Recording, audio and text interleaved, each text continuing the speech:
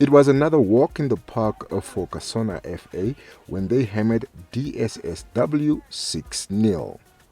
Kasaona FA topped the group with 40 points, while DSSW unfortunately sit at position number 8 with only 10 points.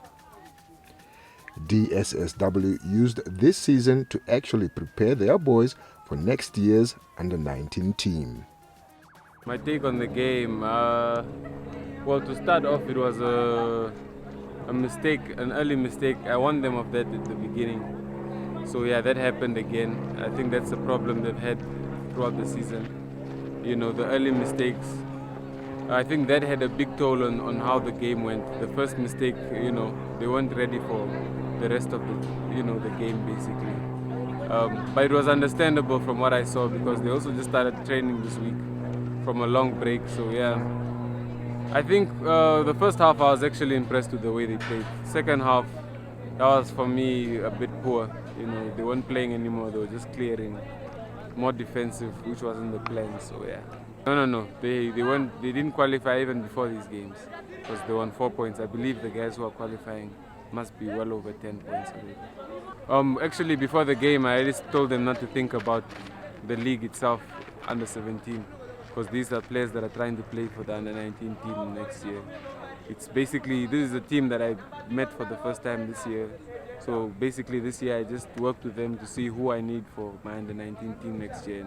And I'm keeping them focused on that, you know, all the games we play in the next few weeks, they are going to determine who's in that team, especially HopSol next year. So they are quite motivated because they know it's not just one team they are fighting for. It's HopSol, it's school league, it's tournaments, you know, it's never the same team. So the motivation is there, it's just not the decision making. That's what we're working on for right now.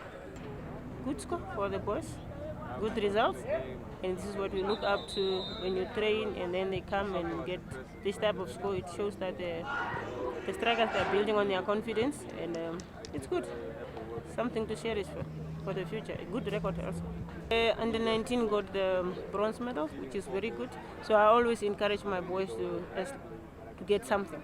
It doesn't need to be a gold or silver, but let it be something for your own profile, because this is how you build your profile as a player.